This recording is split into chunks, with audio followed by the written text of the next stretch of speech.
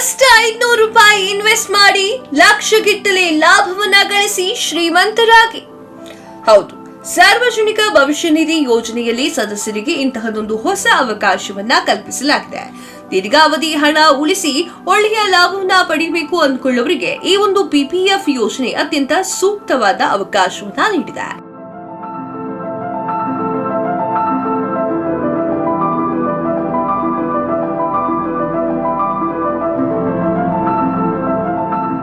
ಇನ್ನು ಇದನ್ನ ಹೇಗೆ ಮಾಡಬೇಕು ಅಂತ ನೋಡೋದಾದ್ರೆ, ಈ ಖಾತೆಯನ್ನ ತೆರೆಯಲು ಕೇವಲ 500 ರೂಪಾಯಿ ಇದ್ರೆ ಸಾಕು.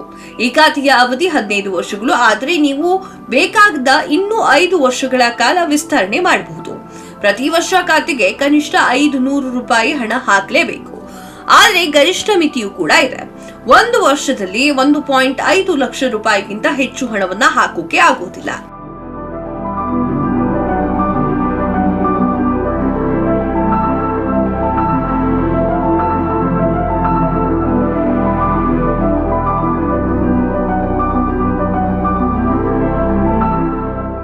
ಸಾವಿರದ 1968ರಲ್ಲಿ ಈ ಯೋಜನೆ ಶುರುವಾಗಿದ್ದು, ಇದರಲ್ಲಿ ಹಣ ಹೂಡಿಕೆ ಮಾಡಿದರೆ ತೆರಿಗೆ ಕಡಿಮೆ ಮಾಡಿಕೊಳ್ಳುವಂತಹ ಅವಕಾಶಗಳು ಕೂಡ ಇದೆ.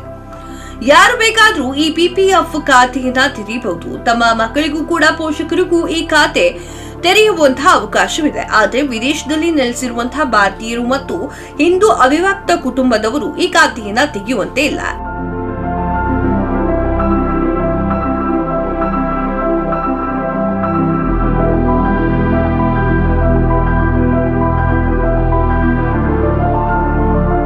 ತೆರಿಗೆ ಕಡಿಮೆ ಮಾಡಿಕೊಳ್ಳುವುದರ ಜೊತೆಗೆ ದೊಡ್ಡ ಪ್ರಮಾಣದಲ್ಲಿ ದುಡ್ಡನ್ನು ಕೂಡ ಉಳಿಸಿ ಬೆಳೆಸಿಕೊಳ್ಳುವಂತಹ ಒಂದು ಒಳ್ಳೆಯ ಯೋಜನೆ ಇದಾಗಿದೆ. ಸರ್ಕಾರ ನಡೆಸುವ ಈ ಯೋಜನೆಯಲ್ಲಿ ಹಣ ಹಾಕಿದ್ರೆ ಯಾವುದೇ ರೀತಿಯ ಅಪಾಯ ಇರುವುದಿಲ್ಲ. ಸುರಕ್ಷಿತವಾಗಿ ದುಡ್ಡು ಉಳಿತಾಯ ಆಗುತ್ತೆ.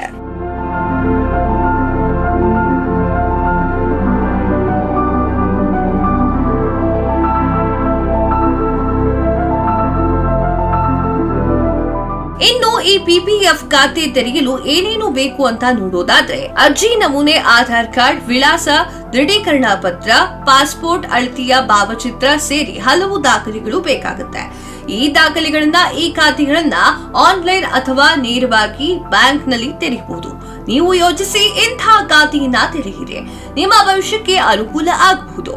Special desk, freedom TV.